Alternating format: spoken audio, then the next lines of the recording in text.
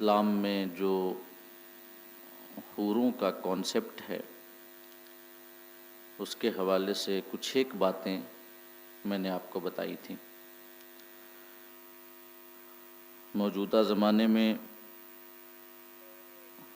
جہاں اسلام کے کئی دیگر نظریات و خیالات پر لوگ اعتراض کرتے ہیں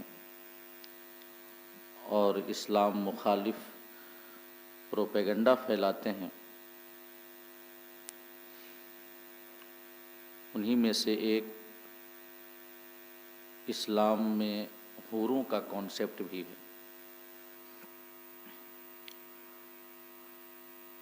آئے دن لوگ فالتو کی باتیں کرتے رہتے ہیں اور میڈیا والے خاص طور سے شہ پا کر کے اور اسلام کو بدنام کرنے کی باطل سوچ لے کر کے حوروں کے حوالے سے کفار اور دیگر مذاہب کے ماننے والے جو پروپیگنڈا پھیلاتے ہیں ان کا وہ سپورٹ کرتے ہوئے ان کے باطل نظریات کی تشہیر کرتے ہیں، اور آئے دن اس موضوع پر آپ میڈیا والوں کے ڈیبیٹ وغیرہ بھی سن سکتے ہیں، اور ان کا مقصد فقط یہ ہوتا ہے کہ اسلام کو بدنام کیا جائے، مسلمانوں کو بدنام کیا جائے۔ تو جو سورہ کہف کی آیت نمبر 31 ہے اس میں جنت کی نعمتوں کا تذکرہ ہے کہ جنتیوں کو سونے کے کنگن پہنائے جائیں گے اور انہیں ریشمی لباس پہننے کے لیے دیا جائے گا، اور وہ اپنے تخت پر ٹیک لگائے ہوئے ہوں گے۔ تو اسی آیت کریمہ کے حوالے سے گفتگو کرتے ہوئے میں نے کچھ باتیں اور حوروں کے کانسیپٹ کے حوالے سے کچھ اسلامی نظریات آپ کے سامنے پیش ہم نے کیے تھے پچھلی نشست میں۔ آج بھی انشاءاللہ اسی موضوع کے حوالے سے ہم اپنی گفتگو کا آغاز کریں گے، کیونکہ پچھلی نشست میں بات مکمل نہ ہو سکی تھی۔ میں نے بتایا تھا کہ قرآن مجید کے فرمان کے مطابق جنت ایک ایسی جگہ ہے جہاں پر انسان کا جو جی کرے گا وہ اسے دیا جائے گا۔ انسان کی جو خواہش ہوگی وہ خواہش پوری کی جائے گی، اور نکاح کی خواہش ایک فطری خواہش ہے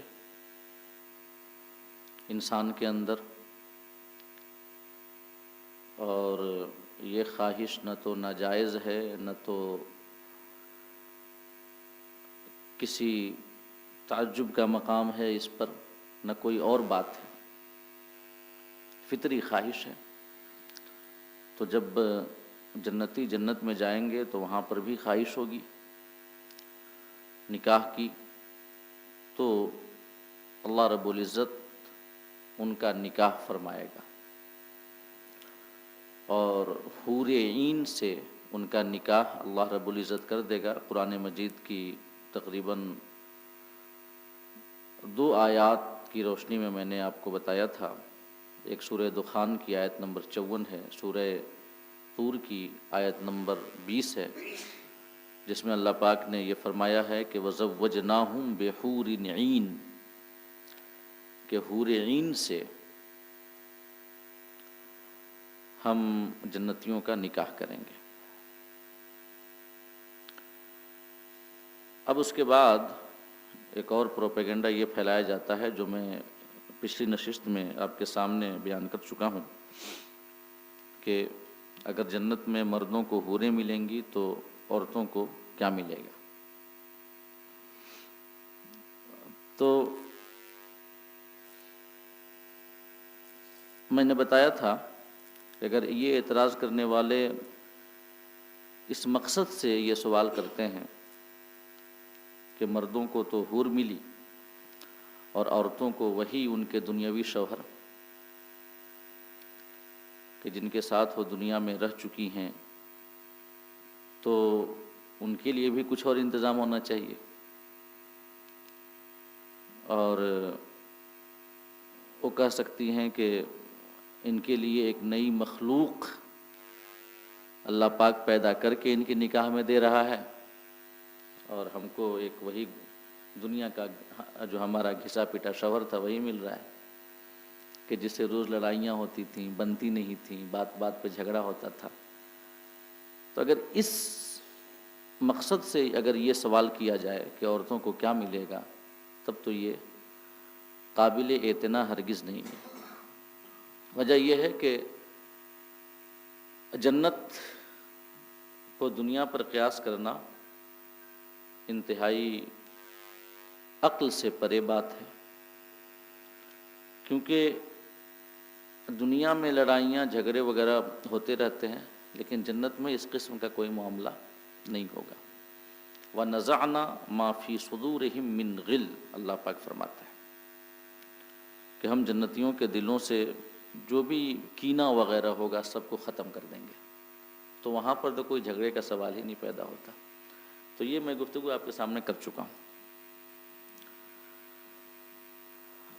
اور اگر کوئی جنوین اعتراض کرے اور سوال کرے کہ اگر مردوں کا نکاح حوروں سے ہوگا تو عورتوں کا کن سے ہوگا، واقعتاً وہ جاننا چاہتا ہو، تو اس حوالے سے میں نے بتایا تھا کہ عورتوں کی شادی ان کے دنیاوی شوہروں سے ہوگی، جو دنیا میں ان کے شوہر ہوں گے، اللہ پاک ان عورتوں کو انہی مردوں کے نکاح میں دے گا، اور وہ برضا و رغبت ان شوہروں کا انتخاب کریں گی۔ کسی قسم کا جھگڑا یا جو مطلب دنیاوی باتیں تھیں وہ سب نہیں آئیں گی، اور یہ جو عورتیں ہوں گی دنیاوی عورتیں، یہ حوروں کی سردار بن کے رہیں گی۔ اللہ پاک ان کو ہر اعتبار سے، حسن و جمال کے اعتبار سے بھی انہیں حوروں پر فوقیت عطا فرمائے گا، اور اپنے شوہروں سے کہیں گی، جو میں نے بتایا تھا ایک حدیث کی روشنی میں، کہ وَنَحْنُ الرَّاضِيَاتُ فَلَا نَسْخَطُ أَبَدًا فَلَا نَسْخُطُ أَبَدًا، کہ ہم راضی ہیں، ہم کبھی ناراض نہیں ہوں گی۔ وہ اپنے بارے میں کہیں گی کہ ہم راضی ہیں اپنے شوہروں سے، اور ناراضی ہمارے پاس بھی نہیں پھٹکے گی، اس کے لیے مبارک جس کے ہم ہیں اور جو ہمارا ہے۔ تو جنت کو دنیا پر قیاس نہیں کیا جا سکتا۔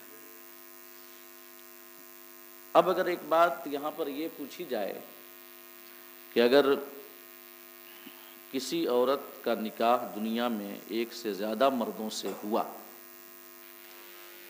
تو وہ کس کی زوجیت میں دی جائے گی، تو اس حوالے سے حضرت ابو درداء رضی اللہ تعالیٰ عنہ سے مروی ہے کہ آخری شوہر سے اس کا نکاح کیا جائے گا، موت کے وقت وہ جس کے نکاح میں تھی اسی سے اس کا نکاح اللہ پاک فرمائے گا۔ اور ایک اور صورت یہ ہے کہ مان لیجئے کہ کوئی عورت تھی، اس نے کئی شوہروں سے نکاح کیا دنیا میں، مگر سب نے اسے طلاق دے دی،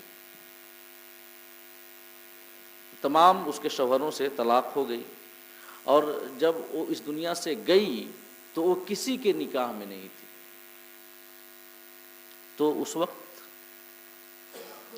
سب سے طلاق ہو چکی، سب سے جدائی ہو چکی، اور موت کے وقت وہ کسی کے نکاح میں نہیں ہے، تو اس کی شادی کس سے کی جائے گی؟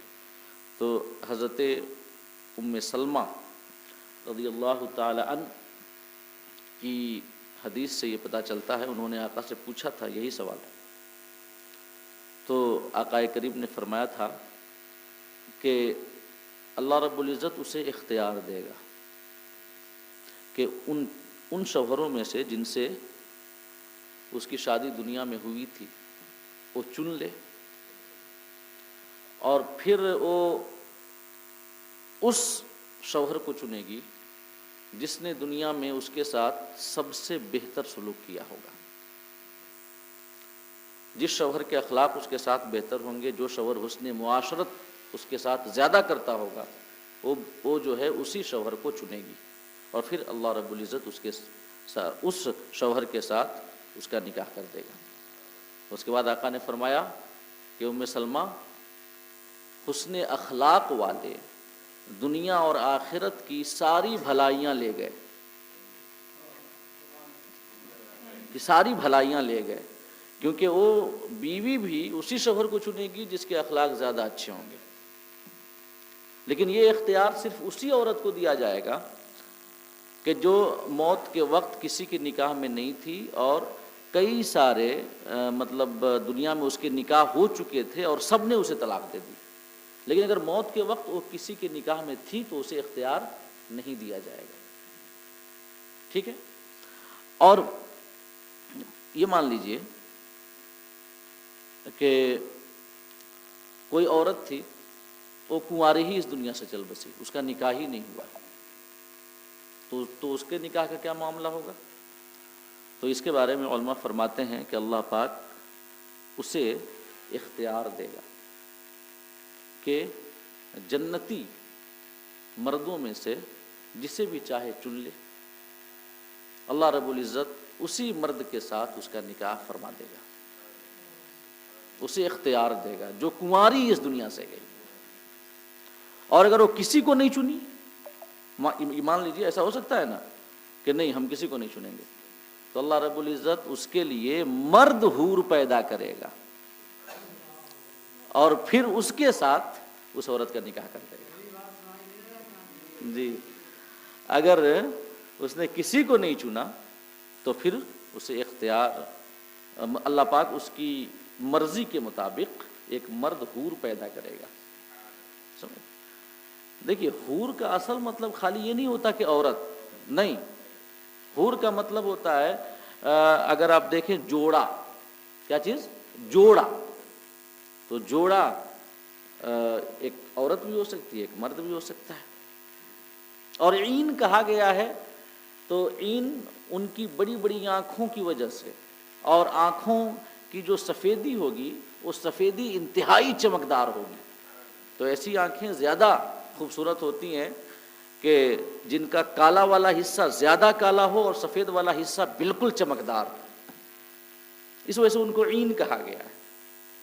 اور حور کے معنی میں علماء نے دو باتیں کی ہیں، ایک تو اس کا معنی ہوتا ہے گورا چٹا، ایک ہوتا ہے گورا چٹا معنی، اور ایک ہوتا ہے جوڑا۔ تو جوڑا کے اعتبار سے صرف یہ کانسیپٹ عورتوں کے حوالے سے نہیں ہے کہ اللہ پاک مردوں کے لیے جو ہے ایک عورت حور پیدا کر دے گا، نہیں، حور کا مطلب جوڑا ہوتا ہے۔ جو کنواری عورت اس دنیا سے گئی، اس نے کسی مرد کو منتخب نہیں کیا، تو اللہ پاک اس کے لیے مرد حور پیدا کرے گا، اور اللہ پاک ہر بات پہ قادر ہے کہ نہیں؟ آیا نا کہ اگر کوئی اولاد کی خواہش کرے گا تو اللہ رب العزت اس کے لیے اولاد بھی پیدا کرے گا، اور وہ بھی اولاد فوراً جوان۔ لیکن کچھ علماء نے فرمایا کہ وہ ایسی خواہش ہی نہیں کرے گا، وہ ایسی خواہش ہی نہیں کرے گا، اس لیے کہ وہ جنت ہے، وہاں پر کون سی کمی ہے۔ تو یہ بات سمجھ لیں کہ اللہ پاک اس عورت کے لیے جو دنیا سے کنواری مری اور اس نے کسی مرد کا انتخاب نہیں کیا جنتی مردوں میں سے، تو اللہ پاک اس کے لیے مرد حور پیدا کرے گا اور پھر اس کے ساتھ اس کا نکاح کرے گا۔ اور دنیاوی جو عورت ہوگی وہ حور سے افضل ہوگی۔ آقا کریم سے جب پوچھا گیا کیوں یا رسول اللہ، حضرت ام سلمہ کی حدیث ہے، تو آقا نے فرمایا بصلاتہن و صیامہن و عبادتہن. کیوں؟ کیونکہ اپنی نمازوں کی وجہ سے، اپنے روزوں کی وجہ سے اور اپنی عبادتوں کی وجہ سے. اور جو وہاں والی جو حور پیدا ہوگی تو وہ تو روزہ نماز والی تو ہوگی نہیں، اور یہ عبادتیں کر کے جائیں گی. سمجھ گئے؟ اور یہ بھی ہے کہ جو دنیاوی عورتیں ہیں ان کو جو پیدا کیا گیا ہے ایک پروسیس کے تحت پیدا کیا گیا ہے، اور ان کو لفظ کن کے ذریعے پیدا کیا جائے گا، اور پروسیس کے ذریعے جو تخلیق ہو وہ افضل ہے کہ نہیں؟ تو دنیاوی جو عورت ہوگی جنت میں حوروں کی سردار بن کر رہے گی. اور اگر اس قسم کا اعتراض کرنے والا کوئی شخص یہ سوچے، مطلب یہ اعتراض کر رہا ہے کہ جنت میں مرد کو حوریں مل رہی ہیں تو عورتوں کو کیا وہاں پر ملے گا، اگر اس کے اس سوال کا منشا اگر یہ ہو، مان لیجئے کہ مطلب 70 جو ہے حوریں مردوں کے لیے، تو اس کے اپوزٹ کیوں نہیں؟ اگر اس قسم یہ سوچ کے ساتھ کوئی سوال کرے کہ اگر مردوں کے لیے 70 حوریں تو عورتوں کے لیے ایسا کیوں نہیں، تو یہ تو بے حیائی اور کی بات ہے نا، بے غیرتی کی یہ بات ہے، غیر فطری بات ہے، عورت کی حیا کے خلاف ہے. عورت کی عزت یہ اسی میں ہے کہ اس کا ایک شوہر ہو، یہ دنیا میں بھی اور آخرت میں بھی، جنت میں بھی. لہٰذا اگر کوئی یہ سوچ کر کے کتنی بے باک فیمنزم کا پرچم اٹھانے والی جو عورتیں ہوتی ہیں نا، فیمنسٹ کچھ عورتیں ہیں، اور فیمنزم آج کل کا بڑا ٹرینڈ ہے، عورتوں کے حقوق کی بات کی جائے اور اس کو فیمنزم کہا جاتا ہے. تو یہ کیا فیمنزم ہے کہ مطلب عزت و غیرت، حیا اور شرم کا چولا اتار کر کے پھینک دو اور بے شرم بننے کو فیمنزم کہا جائے؟ تو یہ تو بیوقوفی کی بات ہے اور انسانیت سے پرے ہے، سمجھ سے پرے ہے یہ. تو اگر کوئی یہ سوچ کر کے اعتراض کرے کہ مردوں کو 70 72 حوریں تو عورتوں کو اسی اعتبار سے کیوں نہیں، تو ایسا سوال کرنے والا شخص بے غیرت ہے، چاہے وہ مرد سوال کرے چاہے وہ عورت سوال کرے. فیمنسٹ کوئی عورت ہو تو بے غیرتی کی انتہا ہے، یہ ہے کہ نہیں؟ اور باقی احادیث میں آیا ہے 70 حوریں ملیں گی، 72 حوریں ملیں گی. اللہ رب العزت جتنا چاہے گا اتنا عطا کرے گا، اور اس میں کسی قسم کی حیا یا کسی قسم کی شرم کی بات ہرگز نہیں ہے. یہ کوئی غلط بات نہیں ہے. دوسرے مذاہب میں تو کہا گیا ہے کہ جو جنگ کرتے ہوئے دنیا سے، دھرم کی جنگ کرتے ہوئے دنیا سے چلا جائے ان کو 1000 حوریں ملیں گی. کہا گیا ہے کہ نہیں کہا گیا ہے؟ دوسرے مذاہب میں کہا گیا ہے. تو 70 72 یا تعداد میں ایک سے زیادہ ہونا یہ کسی قسم کی غلط بات ہرگز نہیں ہے. اللہ پاک عطا فرمائے گا، اللہ پاک قادر ہے ہر چیز پر. تو یہ سوال بالکل غلط ہے کہ اگر ان کے لیے اتنا ہے تو ان کے لیے کیوں نہیں. اور ایک اور بات کہ 72 حور کا آج کل بڑا تذکرہ کیا جاتا ہے اور اس کو ایک خاص پس منظر میں بیان کیا جاتا ہے. اور وہ کس پس منظر میں؟ جہاد کے پس منظر میں. اور وہ بھی جہاد، وہ اصل والا جہاد نہیں. اسلام کا جو اصل جہاد ہے ان کی تو ان کو ہوا بھی نہیں لگی ہے کہ اسلام کیا کس قسم کے جہاد کی بات کرتا ہے. جہاد کی کئی قسمیں ہیں، جہاد کے کیا رولز ہیں، کیا ریگولیشنز اسلام نے بنائے ہیں یہ جہاد کے لیے، تو اس کی تو انہیں ہوا نہیں لگی. ان کا ایک اصل مقصد ہے کہ چاہے بے سر پیر کی بات کرو، بس خالی اسلام کو بدنام کرو، بس اس کے علاوہ اور کچھ نہیں ہے. تو 72 حوروں کا تذکرہ بڑا کیا ہے. ایک فلم بھی بنائی گئی ہے کہ نہیں ہے، اور اس کا نام ہی رکھا ہے انہوں نے 72 حور. اور وہ 72 حور جب بولتے ہیں تو پس منظر میں ان کی یہ سوچ کار فرما ہوتی ہے کہ وہ یہ کہتے ہیں کہ اگر کوئی شخص اپنے بدن پہ بوم کو باندھ کر کے اور جا کر کے اپنے آپ کو اڑا لے اور بے قصوروں کو مار دے تو اس کو جنت میں 72 حوریں ملیں گی. وہ یہ کہتے ہیں اسلام کے بارے میں کہ اسلام ایسا کہتا ہے، اور یہ وہ کہتے ہیں، حالانکہ ایسا نہیں ہے. پہلی بات تو یہی ہے کہ 70 یا 72 حور یا حوروں کی کثرت کوئی ضروری نہیں ہے، کہ گنتی کوئی خاص کوئی ضروری نہیں ہے. اللہ پاک جتنا چاہے گا اتنا عطا، زیادہ بھی ملیں گی کسی کو ہزار ہزار تک ملیں گی، احادیث سب میں آئی ہیں۔ تو کوئی خاص گنتی نہیں ہے، پہلی بات مطلب یہ مقام کے اعتبار سے، فضیلت کے اعتبار سے اللہ پاک عطا فرمائے گا۔ اور اس حوالے سے دوسری بات یہ ہے کہ ایسا نہیں ہے کہ 72 حور جو مجاہد ہوں، جہاد کرنے والے ہوں، خالی انہی کو ملے گی۔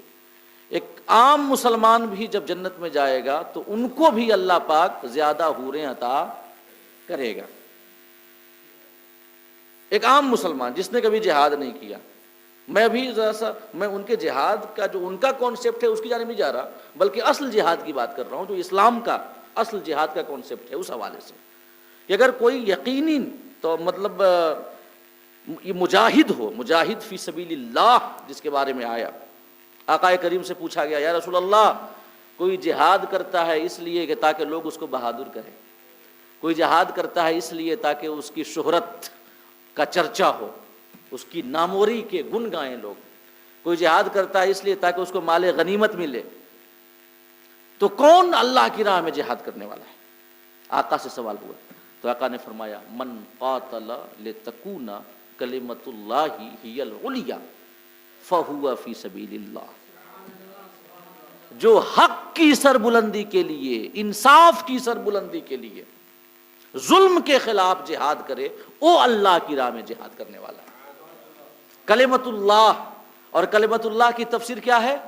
حق کے لیے، ظلم کی سرکوبی کے لیے، کسی مظلوم کو انصاف دلانے کے لیے، کسی کے حقوق سلب ہو رہے ہوں ان کے حقوق ان کو دلانے کے لیے، جبر کے خلاف، ناتوانوں کے حق میں، کمزوروں کے حق میں اگر کوئی لڑتا ہے تو اللہ کی راہ میں جہاد کرنے والا ہے۔ تو جہاد کا اصل کانسیپٹ یہ ہے۔ اس اعتبار سے اگر کوئی نہیں بھی لڑتا ہے، مان لیں کوئی مجاہد ہے بھی نہیں، اللہ کی راہ میں جہاد کرنے والا نہیں ہے، اور وہ جو ہے اس دنیا سے گیا، ایمان پہ مرا، جنت میں گیا، اس کو بھی حوریں ملیں گی، اور ہو سکتا ہے اس کو 70 حور مل جائے، 72 حور مل جائے، ہو سکتا ہے اس کو زیادہ حور مل جائے۔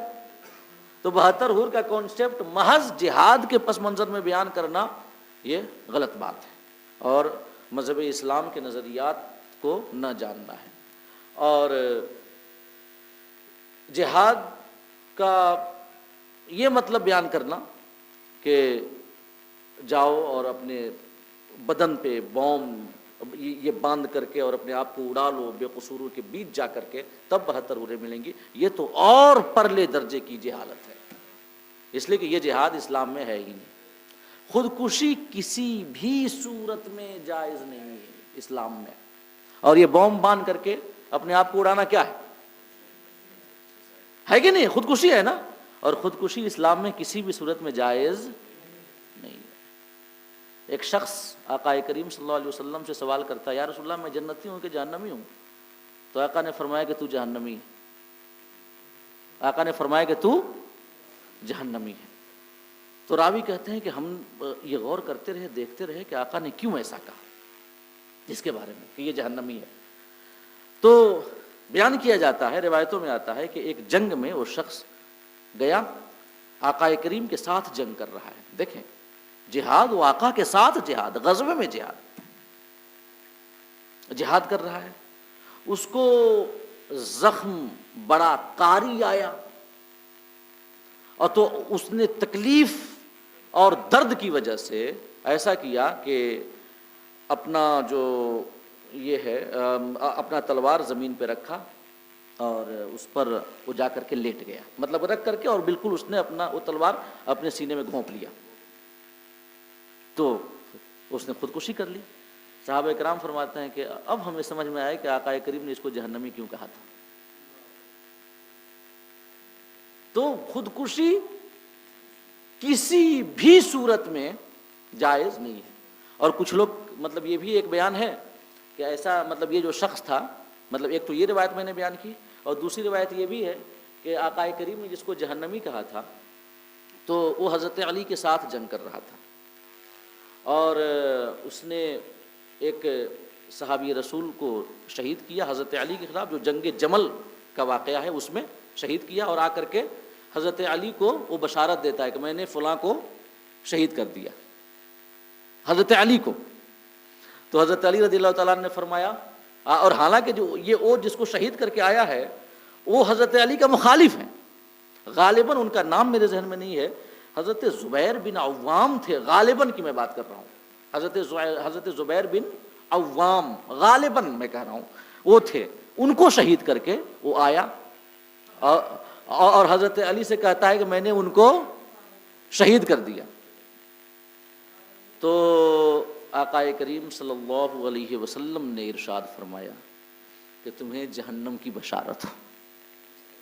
یہ دیکھیں حقانیت، اور آقا کریم کی حدیث کے سامنے اپنی عقل و فکر کو بالکل نتمستق کر دینا، یہ صحابہ کرام کا کیسا عمل ہوتا تھا کہ وہ حضرت علی کے مخالف لشکر میں جو لڑ رہا ہے ان کو شہید کر کے آ رہا ہے، اور حضرت علی کو کہہ رہا ہے کہ میں نے آپ کے اس مخالف کو مار دیا، لیکن حضرت علی کہتے ہیں کہ تم کو جہنم کی بشارت ہو، کیونکہ میں نے نبی کریم صلی اللہ علیہ وسلم سے یہ حدیث سنی ہے کہ جن کو تم مار کے آئے ہو ان کو جہنمی ہی مارے گا۔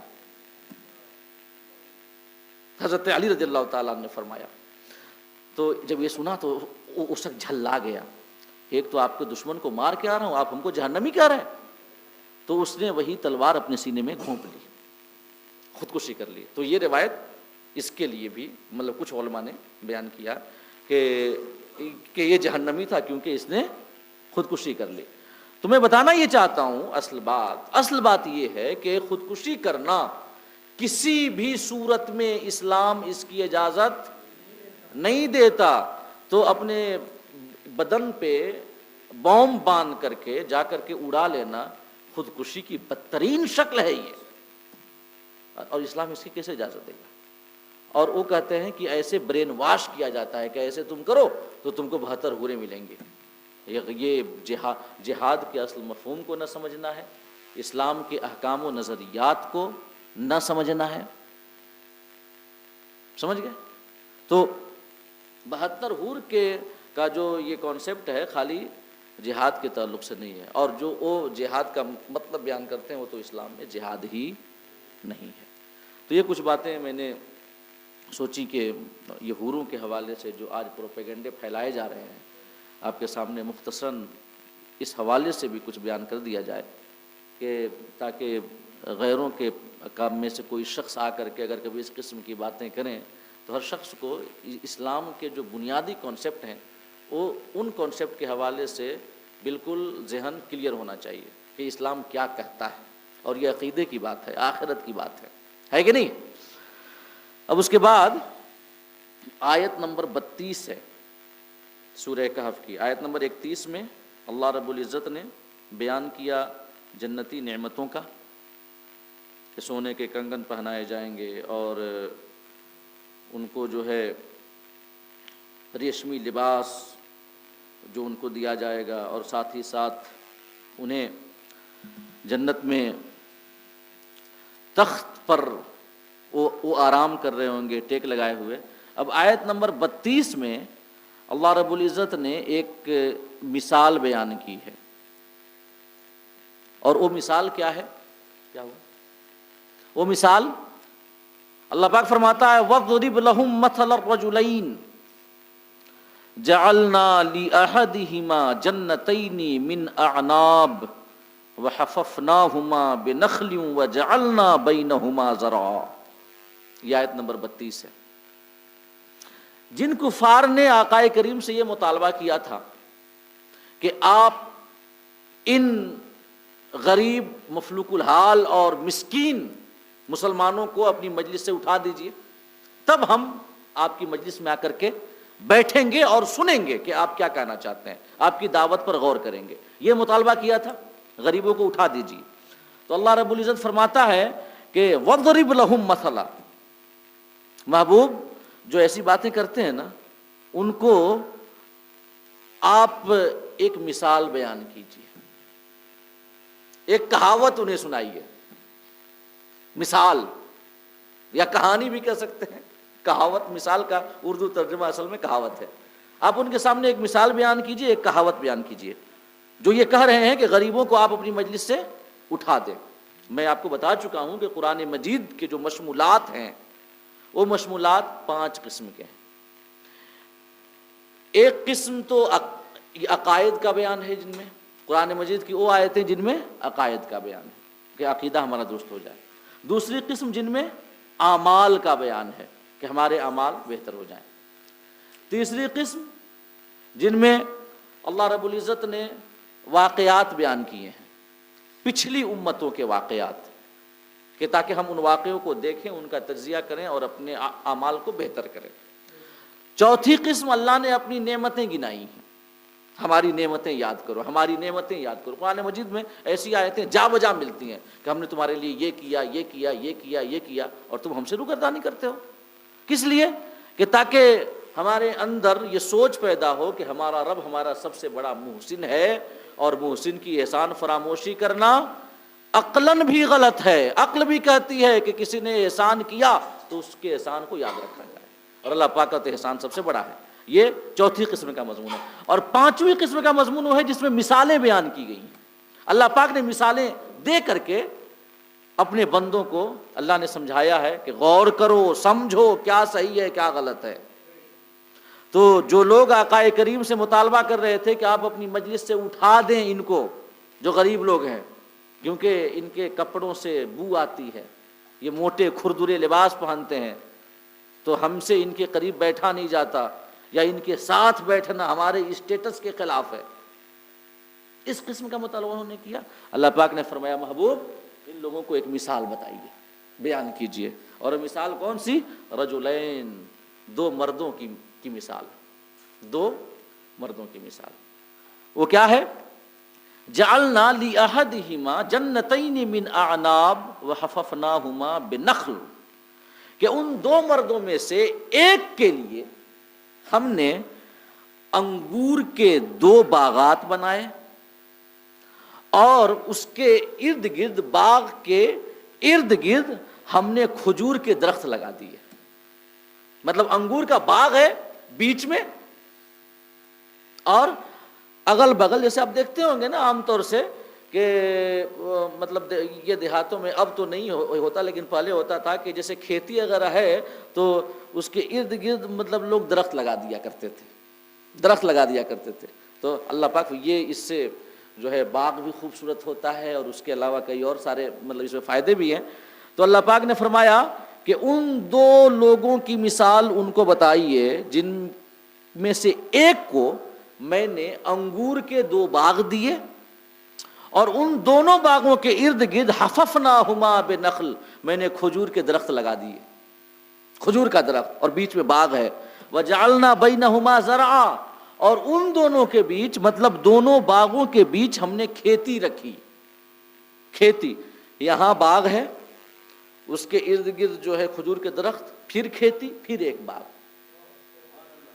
ایک شخص کو ہم نے ایسے 2 باغ دیے، اور اس کے بعد فرماتا ہے اللہ پاک کلتل جنتین آتت اکلہا ولم تظلم منہ شیئا، کہ دونوں باغوں نے پھل لائے، مطلب خوب پھل اگے ان دونوں باغوں میں، ولم تظلم منہ شیئا، اور پھلوں میں کوئی کمی نہیں ہوئی۔ مطلب جو فصل تیار ہوئی پھلوں کی اور کھیتیوں کی، بالکل پوری فصل تیار ہوئی، کوئی کمی نہیں۔ اور اس کے بعد وَفَجَّرْنَا خِلَالَهُمَا نَهْرًا، اور دونوں باغوں کے بیچ میں ہم نے ایک نہر بھی جاری کر دی، ایک نہر بھی جاری کر دی۔ مطلب اتنا اسے نوازا، ہر طرح سے نوازا، نہر بھی جاری کر دی۔ اب اس کے بعد وَكَانَ لَهُ ثَمَرٌ، کہ اور وہ پھل رکھتا تھا۔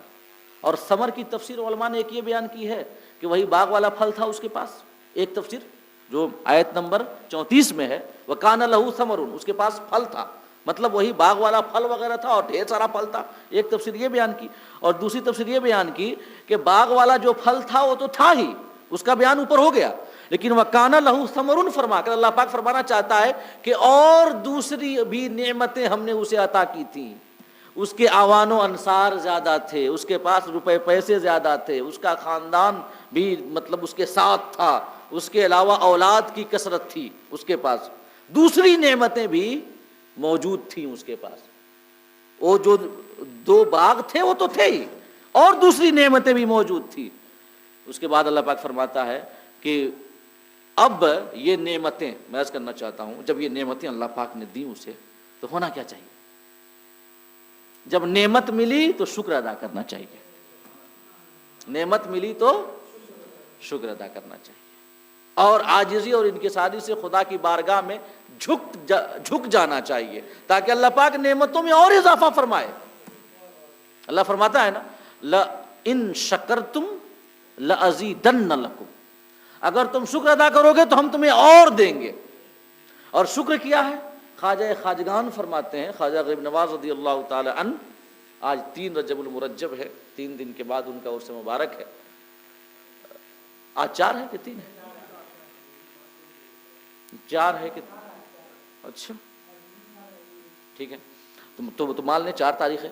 تو جو ہے خواجہ خواجگان سلطان الہند ہیں، عطائے رسول ہیں، یہاں کے راجہ ہیں، یہاں کا نظام انہی کے حوالے ہے کہ نہیں ہے؟ تو اگر کوئی یہ کہے گا کہ ان کے حوالے ہیں تو مسلمان ایسا کاہے ہے؟ تو اپنے عمل کی وجہ سے ہے۔ اقبال نے کیا کہا تھا؟ عدل ہے فاتر ہستی کا ازل سے دستور، مسلم آئیں ہوا کافر تو ملے حور و قصور۔ کیا شاہد بھائی، شکوہ جواب شکوہ جس کے آپ بڑے فین ہیں، اسی میں کہا ہے جواب شکوہ میں، عدل ہے فاتر ہستی کا ازل سے دستور۔ اللہ پاک عدل کرتا ہے۔ مسلم آئیں ہوا کافر، جن آئینوں کو مسلمانوں کو اپنانا چاہیے تھا انہیں غیروں نے اپنا لیا تو ملے حور و قصور، تو ان کو حور بھی مل گئے۔ یہ دنیا کی بات ہو رہی ہے، حور بھی مل گئی اور محلات بھی مل گئے، ہے کہ نہیں ہے؟ کیا کہا؟ بہرے مسلمان ہے فقط وعدہ حور، شکوے بیجا بھی کرے کوئی تو لازم ہے شعور۔ عدل ہے فاتر ہستی کا ازل سے دستور، مسلم آئی ہوا کافر تو ملے حور و قصور۔ وہ زمانے میں معزز تھے مسلمان ہو کر، تم خاک ہوئے اور تم خاک ہوئے تارک قرآن ہو کر۔ تو ہندوستان کا نظام خواجہ خواجگان کے حوالے ہے، اور ہمارے اعمال کی یہ جو کمی ہے جس کی وجہ سے ہمارے لیے وہ ایسا فیصلہ کر رہے ہیں، اور وہ کریں گے وہی جو اللہ چاہے گا اور اللہ کا جو حکم ہوگا، ہے کہ نہیں ہے؟ اس لیے کہ آفیسر چاہے جتنا بڑا ہو، وہاں سے مین مرکز سے جو حکم آئے گا اس کو ٹال تھوڑی سکتا ہے، وہ تو وہی کرے گا نا جو وہاں سے حکم آئے گا، ہے کہ نہیں؟ تو ہاں کچھ حوالوں میں یہ آفیسرز کو پالیسی میکنگ کی بھی اجازت ہوتی ہے، تو اجازت ہے۔ میں دنیاوی اعتبار سے اللہ والوں کا جو مقام ہے ذرا سا کچھ سمجھانا چاہتا ہوں فقط۔ تو جب اتنی نعمتیں اللہ پاک نے دیں تو شکر کرنا چاہیے تھا اسے۔ لئن شکرتم لازیدنکم، خواجہ خواجگان کہتے ہیں شکر کیا ہے؟ وہ فرماتے ہیں کہ شکر یہ ہے کہ اللہ پاک نے جب نوازا تو اسے اللہ کی راہ میں خرچ کرے، یہ سب سے بڑا شکر ہے۔ اب اسے کرنا چاہیے تھا شکر، لیکن یہ کیا کر رہا ہے؟ اللہ پاک فرماتا ہے فقال لصاحبہ، تو جس کے پاس باغ تھا، کھیتیاں تھیں، نہر جاری تھی، اپنے اس دوسرے شخص سے کہتا ہے، 2 لوگوں کی کہاوت ہے نا، 2 لوگوں کی مثال ہے نا، ایک شخص تو مطلب بڑا مالدار اور دوسرا جو تھا بڑا غریب تھا، اور علماء نے اس کے حوالے سے 2 تفسیر بیان کی ہے۔ ایک تفسیر یہ بیان کی ہے کہ دونوں اپنے بھائی تھے، دونوں اپنے یہ بھائی تھے، ان کو 8,000 ان کے والدین نے ترکے میں چھوڑا، تو ان دونوں کو آدھا آدھا ملا دینار، تو ایک نے سب صدقہ کر دیا اور دوسرے نے یہ سب باغ بنا لیے۔ تو جس نے باغ بنا لیا اب اس کے پاس جو ہے تکبر آ گئے، ایک تفسیر یہ بیان کی گئی، اور دوسری تفسیر یہ بیان کی گئی ہے کہ یہ کوئی دونوں بھائی حقیقت میں گزرے نہیں ہیں، یہ خالی مثال ہے سمجھانے کے لیے۔ اور ایک تفسیر یہ ہے کہ نہیں، 2 بنی اسرائیل میں ایسے بھائی گزرے تھے دونوں، اور دونوں کے حوالے سے ہمارا یہ علم تفسیر کا قاعدہ یہ ہے کہ دونوں صحیح ہیں، ہر سے جو ہے ہر قول سے دلیل لائی جا سکتی ہے۔ تو خیر، جو امیر تھا وہ اپنے اس بھائی سے کہتا ہے فقال لصاحبہ وهو يحاورہ انا اکثر منک مالا واعز نفرا. جو امیر تھا اپنے بھائی سے کہتا ہے بات کرتے ہوئے کہ میں تجھ سے مال میں زیادہ ہوں اور اعوان و انصار کی کثرت میں زیادہ ہوں. ہمارے بھائی بندھو تم سے زیادہ ہیں، ہماری اولاد تم سے زیادہ ہیں، اور ہمارے جو مدد کرنے والے ہیں وہ بھی زیادہ ہیں. اس نے یہ کہا وَدَخَلَ جَنَّتَهُ، اور اپنے باغ میں داخل ہو گیا یہ کہہ کر کے. اس کے سامنے ڈینگ ہانکی کہ دیکھو ہمارے پاس کیا ہے، میں تم سے بڑا ہوں ہر اعتبار سے. وَدَخَلَ جَنَّتَهُ، اور وہ اپنے باغ میں داخل ہوا. وَهُوَ ظَالِمٌ لِّنَفْسِهِ، اور اس حال میں کہ وہ اپنے آپ پہ ظلم کرنے والا تھا. کہ مطلب کہ اللہ نے نعمتیں دی تھیں تو وہ شکر نہیں ادا کر رہا تھا بلکہ تکبر کر رہا تھا، گھمنڈ کر رہا تھا، اللہ کی ذات کا کفر کر رہا تھا، اور وہ کہہ رہا تھا عقیدہ آخرت کو بھلا بیٹھا تھا. تو اس نے کیا کہا جب اپنے باغ میں داخل ہوا اس حال میں کہ وہ ظالم تھا اور کسی دوسرے پر نہیں، اپنے آپ پر تکبر کرنا، اپنے آپ پر ظلم کرنا ہے، دوسروں پر ظلم کرنا نہیں ہے. تو کہا قال ما اظن ان تبید هذه ابدا، مجھے نہیں لگتا کہ یہ سب کبھی ختم ہوگا. اپنے باغ کو جب دیکھا لہلہاتا ہوا چمن تو کہہ رہا ہے مجھے نہیں لگتا کہ یہ کبھی ختم ہوگا. یہ اتنا اچھا باغ، یہ نہر جاری ہے، کھیتیاں ہیں، تھوڑی ختم ہو جائیں گی یہ ساری چیزیں، مجھے نہیں لگتا کہ یہ ساری چیزیں ختم ہوں گی. اور اسے کہتا ہے، اور آگے کہتا ہے بس ایک آخری آیت وما اظن الساعة قائمہ، اور مجھے نہیں لگتا کہ قیامت کبھی آئے گی، قیامت کبھی آئے گی. اب اس کے بعد کہتا ہے وَلَئِن رُدِدْتُ إِلَىٰ رَبِّي لَأَجِدَنَّ خَيْرًا مِّنْهَا مُنْقَلَبًا، اور اگر بالفرض میں رب کے پاس پلٹایا بھی گیا، یعنی رب کی بارگاہ میں حاضر، مطلب کہتا ہے کہ مجھے تو نہیں لگتا کہ قیامت قائم ہوگی، لیکن اگر بالفرض قائم ہوئی بھی تو لَأَجِدَنَّ خَيْرًا مِّنْهَا مُنْقَلَبًا، تو وہاں پر مجھے اس باغ سے بہتر جگہ ملے گی. وہ کہہ رہا ہے اگر ایسا ہوا بھی تو وہاں پر مجھے یہاں سے بہتر جگہ ملے گی. اور کیوں؟ اس کا کہنا یہ تھا کہ میں اللہ کا محبوب ہوں، تبھی تو یہاں پر مجھے باغ اس نے ہمیں دیا ہے، اتنا مال دیا ہے، جب وہاں جاؤں گا تو وہاں بھی نوازے گا. اس بیوقوف کو اتنا نہیں پتا تھا کہ دنیاوی مال ملنا محبت کی نشانی نہیں ہے کہ تم اللہ کے محبوب ہو، آخرت کی کامیابی ملنا یہ اصل محبت کی نشانی ہے. اسلام کے احکام کی اطاعت کی توفیق ملنا یہ محبوب الہی ہونے کی نشانی ہے. تقوی اختیار کرنا، پرہیزگاری اختیار کرنا، دینداری اختیار کرنا، عاجزی انکساری اختیار کرنا، تکبر سے دور رہنا، حسد سے دور رہنا، لوگوں کو کمتر سمجھنے سے دور رہنا، اپنے آپ کو بڑا دوسروں کو چھوٹا سمجھنے سے دور رہنا، یہ محبوبیت الہی کی نشانی ہے. زیادہ مال مل جانا یہ خدا کا محبوب ہونے کی نشانی نہیں ہے. لیکن جب دین جاتا ہے نا تو عقل بھی ختم ہو جاتی ہے. تو کہہ رہا ہے نا کہ ہم کو یہ سارے باغ ملے ہیں، میں خدا کا محبوب ہوں، لہٰذا اولاً تو قیامت قائم نہیں ہوگی، اور اگر ہو بھی گئی تو وہاں مجھ کو بہتر ملے گا. بس کروں، وقت ہو چکا ہے. انشاءاللہ یہ اب یہاں تک اس کی اپنی بات تھی. اب اس کے بعد اس کا جو مومن بھائی تھا وہ جواب دیتا ہے کہ کیا کہ مطلب تم کیوں ایسا تکبر کر رہے ہو، گھمنڈ کر رہے ہو، تمہیں تو عاجزی انکساری اختیار کرنی چاہیے تھی. انشاءاللہ یہ ساری باتیں اگلی نشست میں آپ کے سامنے بیان کروں گا. اللہ پاک ہم سب کو کہنے اور سننے سے زیادہ عمل کرنے کی توفیق عطا فرمائے. آمین. وآخر دعوانا ان الحمد للہ رب العالمین.